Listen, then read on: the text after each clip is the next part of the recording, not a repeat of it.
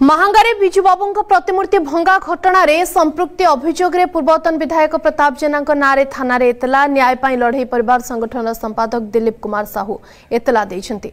घटना रे गिरफ अभियुक्त गणमाध्यम रे देइथिबा बयान आधार प्रकृत दोषी नारे थाना रे दिया जाइछि एतला।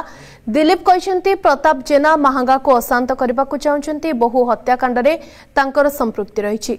एही एतला को आधार करी भद्रेश्वर थाना अधिकारी अधिक तदंत करुथबा कहछंती।